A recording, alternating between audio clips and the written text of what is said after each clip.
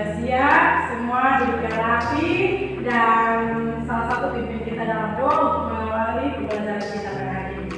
Saya Ibu. Oke, silakan Sylvie. Marilah kita berdoa. Tuhan Yesus berkatilah pembelajaran kami hari ini biar menjadi bermanfaat. Amin. Amin. Baik, terima kasih. Nah, adik-adik semua, hari ini kita akan masuk pada pembelajaran tema 5 pahlawanku, subtema 3 sikap kepahlawanan, pembelajaran yang keempat. Nah, kita akan belajar tentang apa? Tema 5 yaitu pahlawanku.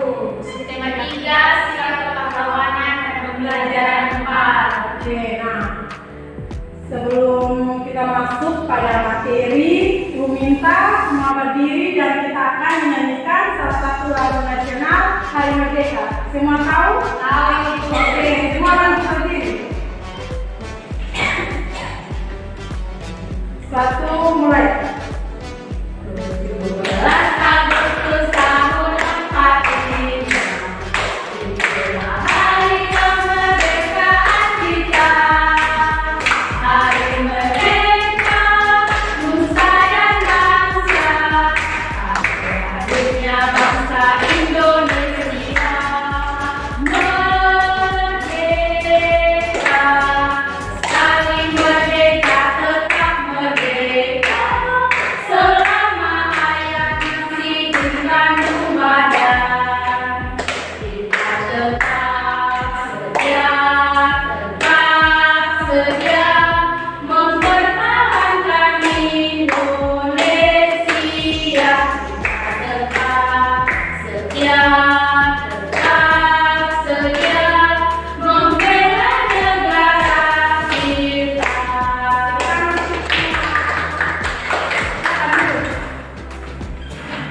Nah, baik adik-adik, jadi lagu yang tadi kita nyanyikan itu juga berkaitan dengan materi kita pada hari ini. Sekarang Ibu mau tanya kepada adik-adik semua, di sini siapa yang tahu biasa kita memperingati Hari Pahlawan itu pada tanggal berapa? Tanggal 10 November itu. Satu, kalau mau jawab angkat tangan ya. Silakan. Silakan Siti. Tanggal 10 November itu. Baik, betul sekali. Jadi kita biasa memperingati Hari Pahlawan itu pada tanggal 10 November. Nah, jika kita sudah tahu mengapa pada tanggal 10 November kita memperingati Hari Pahlawan? Ada yang tahu? Karena kita memperingati jasa-jasa para pahlawan ini. Mereka waktu perang gitu. Oke, baik. Jadi adik-adik semua, kenapa kita memperingati hari ini tanggal 10 itu sebagai November itu sebagai Hari Pahlawan? Karena pada tanggal 10 November itu terjadi peperangan di Surabaya antara bangsa Indonesia dengan Inggris, negara Inggris. Jadi seperti itu. Nah, adik-adik, dalam pembelajaran kita kali ini juga ada tujuan pembelajaran yang harus kita cari bersama pada hari ini. Yang pertama itu setelah kita membaca teks nanti, adik-adik diharapkan dapat menjelaskan informasi tentang sikap kepahlawanan dengan tepat. Nah, yang kedua itu setelah kita melakukan penelusuran di internet bersama nanti, adik-adik itu dapat membandingkan informasi yang didapat dari bacaan dan dari internet juga tentang sikap kepahlawanan. Yang ketiga itu kita akan melakukan diskusi kelompok. Kita diharapkan dapat memerinci perbandingan yang didapat dari bacaan dan internet tentang sikap kepahlawanan pada tabel nanti yang tepat. Yang keempat itu juga kita melakukan diskusi. Kita dapat mengkonsultasikan hasil informasi yang nantinya kita dapat dari bacaan dan internet tentang sikap kepahlawanan. Dan yang kelima juga dengan membaca teks nanti kita akan memberikan contoh sikap kepahlawanan yang mencerminkan makna sila Pancasila dengan tepat. Nah, yang keenam juga kita akan melakukan diskusi juga agar adik-adik dapat menjelaskan sikap kepahlawanan yang mencerminkan nilai-nilai Pancasila. Dan yang ketujuh diharapkan adik-adik dapat mempresentasikan sikap kepahlawanan Dan yang kedelapan itu adik-adik dapat menceritakan pengalaman diri yang mencerminkan nilai-nilai Pancasila dan kehidupan sehari-hari. Jadi dalam pembelajaran kali ini ada 8 tujuan pembelajaran yang akan kita capai bersama.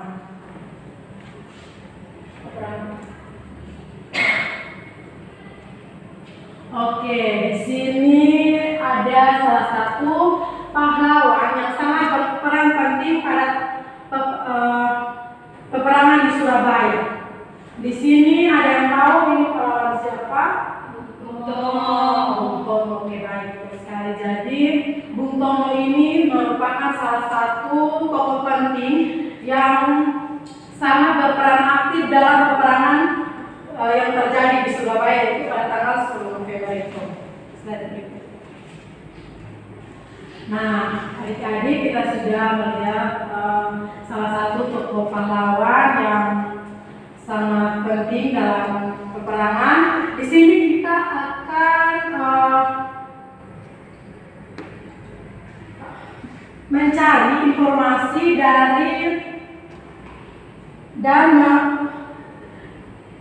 kita akan mencari informasi bersama dari teks yang nanti akan Ibu sampaikan. Tapi sebelum itu, Ibu akan menjelaskan terlebih dahulu apa itu informasi dan juga apa itu teks non fiksi. Nah, adik-adik, informasi itu merupakan sekumpulan data atau fakta yang telah diproses dan diolah sedemikian rupa sehingga menghasilkan sesuatu yang bisa kita pahami dan memberikan manfaat bagi penerimanya. Nah, data dan fakta ini sendiri juga merupakan bahan baku informasi, tetapi tidak semua itu bisa diolah menjadi informasi. Jadi itu merupakan pengertian informasi. Nah, sekarang kita akan masuk pada teks non fiksi. Nah, teks non fiksi sendiri itu teks yang berisi fakta. Kita akan masuk pada teks non fiksi. Nah, teks non fiksi sendiri itu teks yang berisi fakta atau hal-hal yang benar-benar terjadi dalam kehidupan kita sehari-hari. Nah, teks non fiksi ini juga dapat ditemukan dalam artikel surat kabar atau majalah, misalnya jurnal tentang sejarah atau ilmiah, biografi dan karya sastra.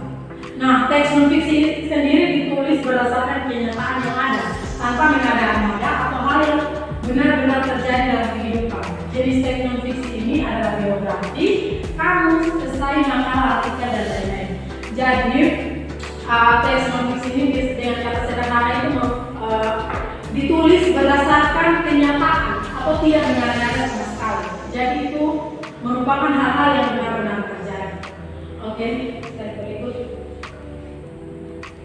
Nah, ini ada salah satu biografi dari seorang pahlawan Bung Tomo dan ini juga merupakan salah satu contoh teks non fiksi biografi. Di sini Ibu akan minta salah satu adik semua untuk mewakili teman-teman yang lain membacakan biografi tersebut. Saya Ibu. Silakan Yuli. Bung Tomo. Sutomo yang lebih dikenal dengan sapa akrab. Mungkin Yuli teman Yuli bisa berdiri supaya teman-teman yang lain bisa mendengarkan dengan Baik, Bu. Bung Tomo. Sutomo yang lebih dikenal dengan sapa akrab Bung Tomo adalah seorang pahlawan. Beliau terkenal karena perannya dalam membangkitkan semangat rakyat untuk menantang kembalinya penjajah Belanda yang membonceng tentara ninja. Perlawanan itu diakhiri dengan pertempuran 10 November 1945 yang hingga kini diperingati sebagai Hari Pahlawan. Bung Tomo adalah tokoh populer pada peristiwa pertempuran 10 November di Surabaya. Beliau merupakan pembakar semangat juang rakyat untuk bertempur sampai titik darah penghabisan. Beliau berjuang mempertahankan harga diri, tanah air, dan bangsa yang telah diproklamasikan pada tanggal 17 Agustus 1940. Oke, baik, terima kasih Yuli. Jadi Bung Tomo ini merupakan atau Bung Tomo itu atau yang biasa kita kenal dengan Sutomo atau yang lebih kita kenal dengan Bung Tomo. Jadi kita bisa lihat sendiri bahwa dia merupakan seorang pahlawan. Nah, beliau ini terkenal dengan perannya dalam membuktikan semangat rakyat untuk pertempuran 10 November di Surabaya. Nah, adik-adik sekarang itu mau tanya. Dari teks yang tadi dibacakan teman kalian, informasi apa saja yang kalian dapat dari teks tersebut? Mungkin ada yang tahu, silakan angkat tangan dan bisa menjawab. Baik, oke, silakan berdiri jawab. Menurut saya, informasi yang saya dapatkan dari sikap kepahlawanan Bung Tomo yaitu Bung Tomo berusaha keras agar Indonesia menang. Oke, baik. Terima kasih. Silakan beri tangan untuk kalian. Ada lagi? Apa aja sih yang bisa tadi pada itu teks? Oke, Yuli, silakan. Jadi sikap kepahlawanan dari Bung Tomo itu dia berjuang mati-matian untuk mempertahankan Indonesia merdeka itu pada tanggal 17 Agustus 1945 demi tanah air, bangsa dan negara. Oke, terima kasih. Tepuk tangan. Baik, jadi informasi saja yang dapat dari pahlawan Bung Tomo itu seperti yang tadi teman-teman kalian jawab. Bung Tomo itu salah satu pahlawan dan juga sikap yang didapat dari Bung Tomo itu dia bekerja keras, tekun untuk membela negara kita Indonesia. Nah, di sini juga Ibu sudah sediakan informasi yang didapat berdasarkan teks yang tadi. Di sini ada 3. Yang pertama itu peristiwa 10 November itu diperingati sebagai Hari Pahlawan Nasional. Yang kedua, Bung Tomo adalah salah satu pahlawan Indonesia. Yang ketiga itu Bung Tomo berperan dalam pertempuran di Surabaya pada 10 November 1945. Itu merupakan informasi yang kita dapat dari teks bacaan tadi.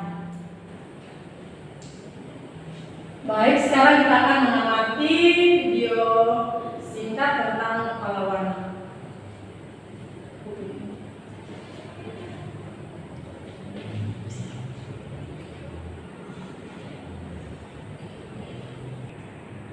Oke adik-adik, jadi silakan mengamati video dan simak apa-apa saja informasi yang nanti adik-adik dapat dari video tersebut.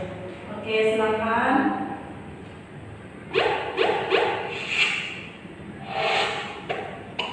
Halo semuanya, balik lagi di channel Halo Edukasi.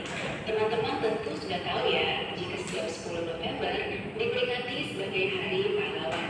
Penetapan Hari Pahlawan berdasarkan pada keputusan Presiden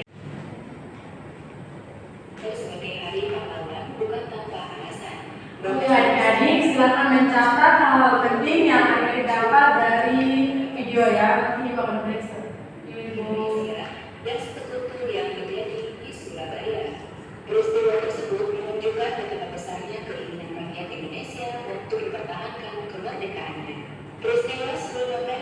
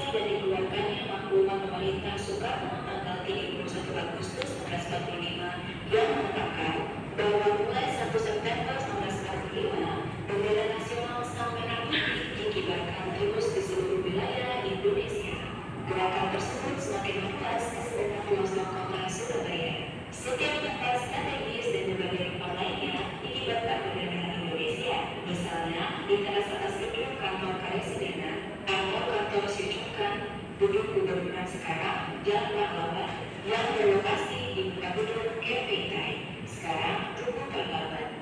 Di atas gedung Internadio, gerakan pengibaran bendera ini disusul barisan pemuda dari segala penjuru di Surabaya. Mereka membawa bendera Indonesia datang ke lapangan Tambak Sari atau lapangan Stadion Gelora 10 November dalam rangka menghadiri gerakan raksasa yang diselenggarakan oleh barisan pemuda Surabaya. Lapangan Tambak Sari dipenuhi lambaian bendera merah putih yang disertai pekik merdeka yang dikenakan massa. Rapat terus berlangsung Kenapa di tribun rapat tersebut. Silvi Treci sangat perhatikan. Merupakan masyarakat Surabaya tersebut. Kepeitai merupakan unit militer yang menjadi polisi rahasia sekaligus polisi militer yang ditempatkan di seluruh wilayah Jepang, termasuk Indonesia yang merupakan wilayah jajahan. Puncak dari gerakan pengibaran bendera di Surabaya terjadi saat insiden perobekan bendera di Hotel Yamato saat ini bernama Hotel Majapahit yang berlokasi di Jalan Tunjungan nomor 65 Surabaya. Insiden Hotel Yamato diawali dengan sekelompok orang Belanda di bawah pimpinan Mr. W. V. Turkman pada malam hari. Tepatnya pukul 21 pada 19 September 1945 yang mengibarkan bendera Belanda. Hal ini dilakukan tanpa persetujuan pemerintah Republik Indonesia daerah Surabaya. Pengibaran dilakukan di tiang pada tingkat atas Hotel Yamato sisi sebelah utara. Keesokan harinya, para pemuda Surabaya menjadi marah karena melihat bendera Belanda berkibar di hotel tersebut. Pengibaran tersebut dianggap sebagai tindakan penghinaan kedaulatan Indonesia dan bahkan dianggap melecehkan pergerakan pengibaran bendera merah putih yang sedang berlangsung di Surabaya. Kabar tersebut tersebar di seluruh kota Surabaya sehingga dalam waktu singkat jalan Tunjungan dibanjiri oleh massa yang geram. Presiden Sudirman, seorang pejuang dan diplomat yang sedang menjabat sebagai wakil presiden sekaligus sebagai presiden daerah Surabaya, memerintah Republik Indonesia kuno saat berunding dengan Mr. Turkman untuk dan yang telah mengakui tanggungan perundingan. Ia kemudian tewas dicekik oleh Sidik yang juga tewas oleh tentara Belanda yang berjaga-jaga. Ini mendobrak pintu hotel sebagai hari pahlawan bukan tanpa alasan. Oke adik-adik, silakan mencatat hal-hal penting yang akan didapat dari video ya. Ini bakal periksa. Indonesia dan sekutu yang terjadi di Surabaya. Peristiwa tersebut menunjukkan betapa besarnya keinginan rakyat Indonesia untuk mempertahankan kemerdekaannya. Peristiwa 10 November tidak terlepas dari kedatangan tentara Inggris yang diboncengi oleh tentara Belanda. Kedatangan tentara Inggris yang tergabung dalam AFNEI atau Allied Forces Netherlands East Indies berdasarkan tulisan dan atas nama blok sekutu.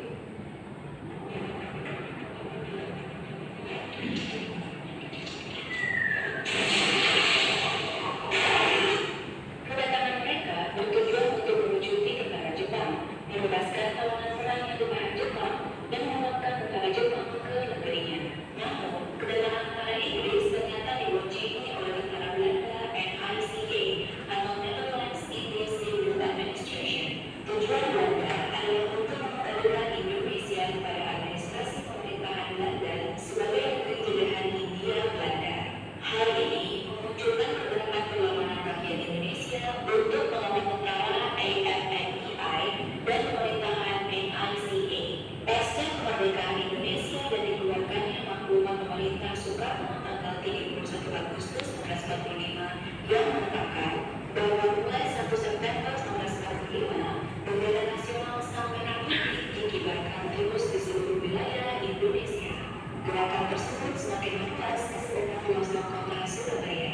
Setiap tempat strategis dan berbagai tempat lainnya dikibarkan bendera Indonesia, misalnya di teras atas gedung kantor Karesidenan atau kantor Syucukan, gedung gubernur sekarang Jalan Pahlawan yang berlokasi di muka gedung Kepeitai, sekarang Tugu Pahlawan. Di atas gedung Internadio, gerakan pengibaran bendera ini disusul barisan pemuda dari segala penjuru di Surabaya. Mereka membawa bendera Indonesia datang ke lapangan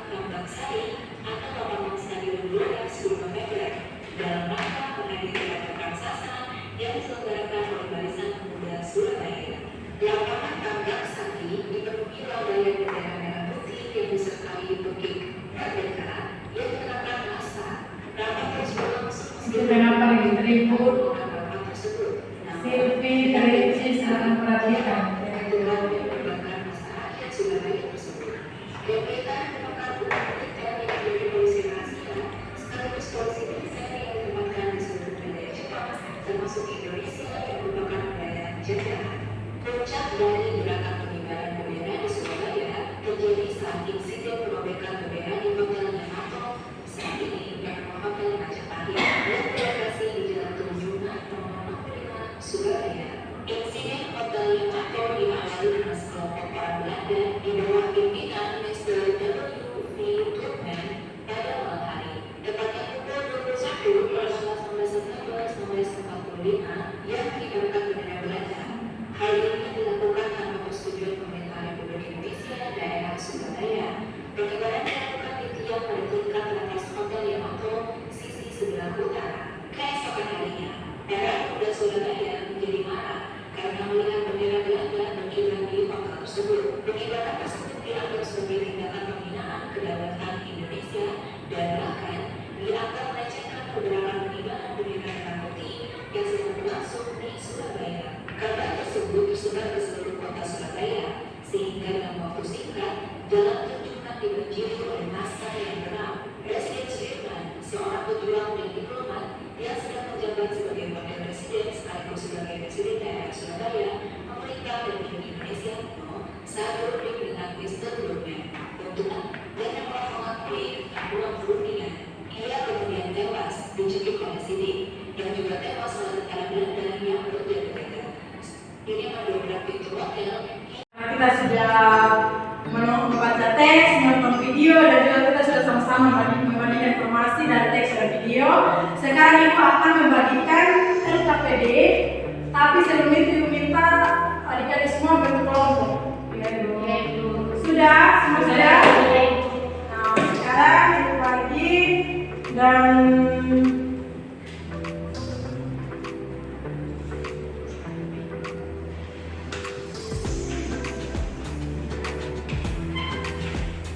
silakan baca petunjuk dan mengerjakannya ya. Ya Ibu. Ibu kasih waktu 10 menit. Tapi kalau ada yang sudah selesai bisa kasih tahu.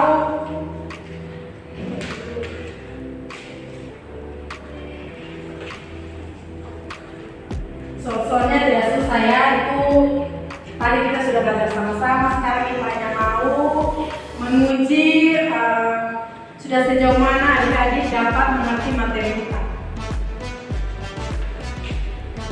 Kerjasama semuanya satu yang kerja, semua harus kerja. Ya Ibu. Ibu nilai.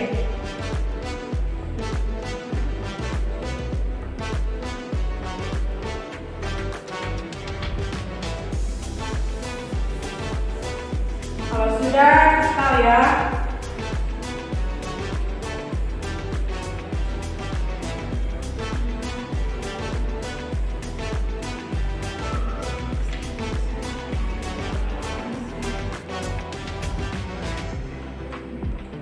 Sudah? Belum Ibu, masih kerja. Oke, pelan-pelan. Nah, iya. Ibu tanya.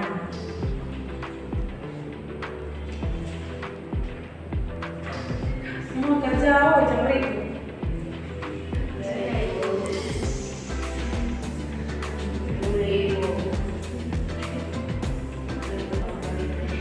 Kerja, jangan ngomong.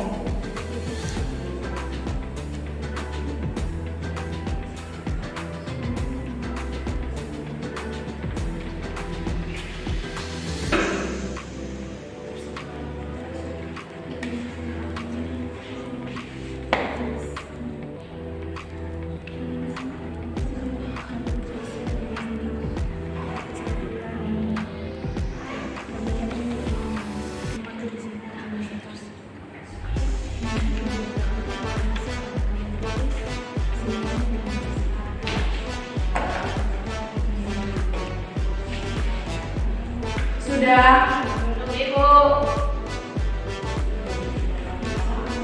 Ingat, kita juga ingat waktu mau pulang ke Sonde. Mau Ibu.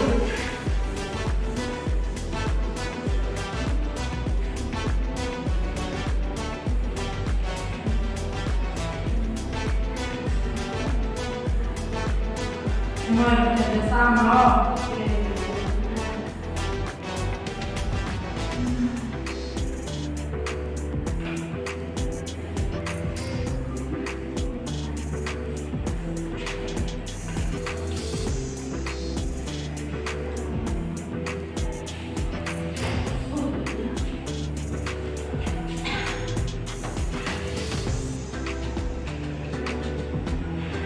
Sudah Ibu. Sudah kelompok berapa yang sudah? Kelompok 1. Oke, ingat tulis nama, kelompok, Ya Ibu. kelas, supaya Ibu besok tidak susah ya.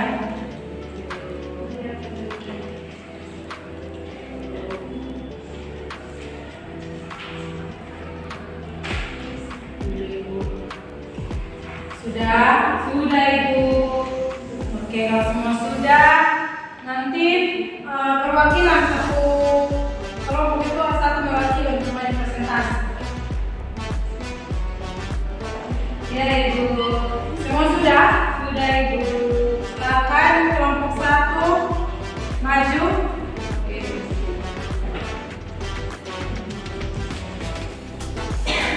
Baik, tokoh pahlawan.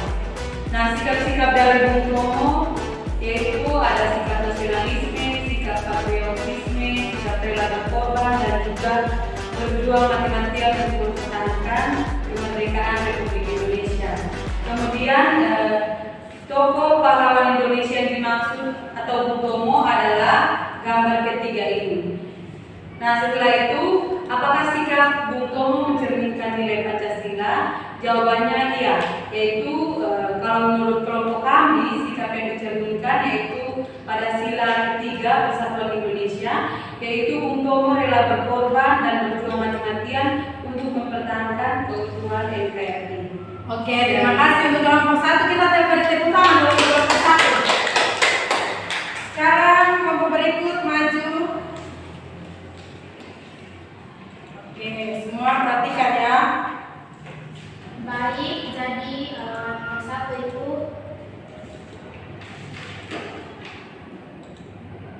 Berdasarkan teks, tulislah informasi mengenai Hari Pahlawan. Nah, informasi mengenai Hari Pahlawan yaitu peristiwa di Surabaya oleh Bung Tomo terjadi pada Hari Pahlawan 10 November 1945. Yang kedua, bandingkan informasi awal yang kamu tulis sebelumnya dengan sekarang. Kalau informasi awal tentang peristiwa di Surabaya pada tanggal 10 November, nah yang sekarang itu Bung Karno salah satu tokoh pahlawan yang berjuang demi keutuhan negara Republik Indonesia.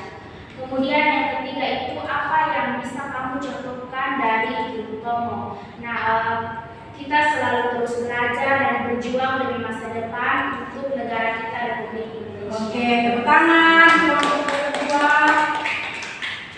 Baik, jadi nanti kumpulkan ya KPD-nya di depan, Ibu akan periksa nanti. Baik, baik Ibu.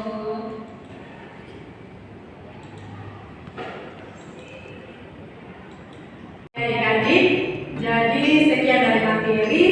Sekarang Ibu mau bertanya pada semua. Apakah ada yang belum mengerti? Silakan bertanya atau bagaimana? Silakan terkait dengan pelajaran kita hari ini.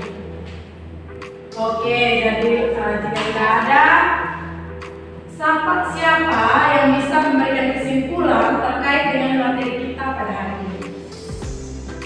Yuli Bu. Yuli, semua begitu. Kalau Yuli bisa, kenapa sih tidak bisa? Oh, ada yang bisa? Baik. Sekarang biar ibu saya kesimpulan. Nah, kesimpulan kita terkait dengan materi hari ini, tadi kita sudah belajar tentang teks non fiksi, apa itu informasi, apa itu teks non fiksi. Nah, teks non fiksi sendiri itu merupakan kejadian yang benar-benar terjadi atau tidak benar-ada, dan juga kita juga belajar tentang Hari Pahlawan yang biasa kita peringati sebagai di tanggal 10 November itu merupakan Hari Pahlawan Nasional. Dan juga kita sudah belajar tentang Bung Tomo yang merupakan salah satu tokoh penting dalam peristiwa 10 November di Surabaya. Dan juga kita juga belajar tentang sikap-sikap yang bisa kita contohi dan kita jalankan di dalam kehidupan kita sehari-hari. Jadi itu merupakan kesimpulan dari Ibu. Dan sekarang silakan berdiri, kita menyanyikan salah satu lagu untuk pembelajaran kita. Ada yang bisa kasih lagu atau apa? Lagu apa? Mau lagu apa? Tangan diputar-putar Ibu. Oke, silakan coba. Yang tahu gerakan silakan berdiri di depan, di tengah-tengah. Sini, Ibu. Silakan Siti. Oke. 1, 2, 3. Tangan diputar-putar, peganglah tangan. Tangan diputar-putar, peganglah bahu. Tangan diputar-putar, peganglah lutut. Digoyang-goyang, digoyang-goyang, digoyang-goyang. Diputar-putar, diputar ke kanan. Diputar-putar, diputar ke kiri. Diputar-putar, diputar ke atas. Diputar-putar, diputar ke bawah. Sudah. Terima kasih yang semua seloyo-loyo. Ibu dari Ibu. Oke, nah itu salah satu yang kita dalam doa supaya kita bisa mengambil pelajaran kita. Saya silakan. Oke, berdiri.